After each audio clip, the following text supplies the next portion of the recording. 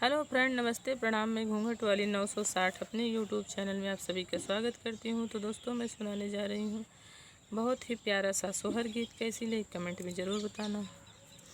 सासु आजू मोरे छठिया बरहिया और जगीरोपन और जगीरोपन हो। सासु नैहरे से पियरी मांगउबई चौक चढ़ी बैठब चौक चढ़ी बैठब हो।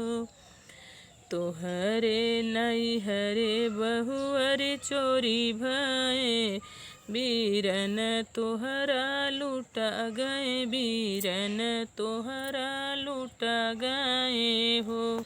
बहुअर घर ही में पियरी रंगावऊ चौक चढ़ी बैठऊ चौक चढ़ी बैठऊ हो। हमरे नैहरे सासु चोरी भय बीरन मोरे लूटा गए बीरन मोरे लूटा गए हो।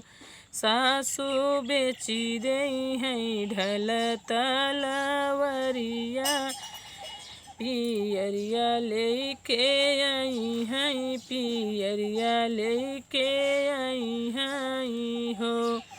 आगे आगे आवई घीव गागरी पियरी गहाबरी पियरी गहाबरी हो।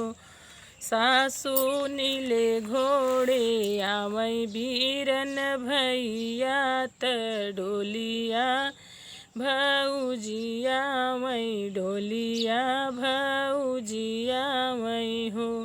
सासु नीले घोड़े आवई बीरन भैया त डोलिया भौजिया वही डोलिया भौजिया वही हो।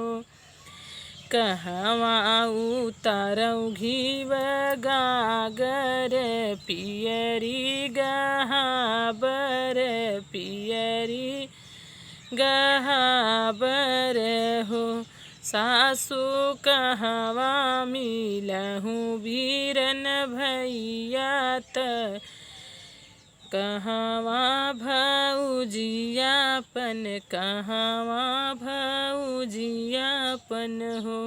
सासु कहवा मिलऊँ बीरन भैया त कहवा भौजियापन कहवा भौजियापन हो।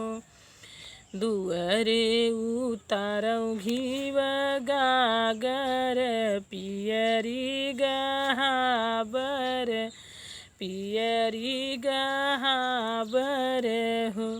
बहुअरी दुअरे मिलऊँ बीरन भैया त आंगने भौजियापन आंगने भौजियापन हो।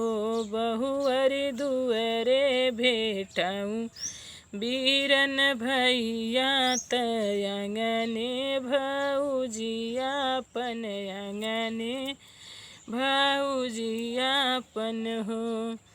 तो दोस्तों, ये था मेरा छोटा सा प्यारा सा सोहर गीत। कैसी लगी कमेंट में ज़रूर बताना। दोस्तों, प्लीज़ मेरे चैनल को सब्सक्राइब करना, वीडियो को लाइक करना। फिर मिलूंगी दोस्तों कोई अगली नेक्स्ट वीडियो में अच्छी गीत के साथ। तब तक के लिए नमस्ते, प्रणाम।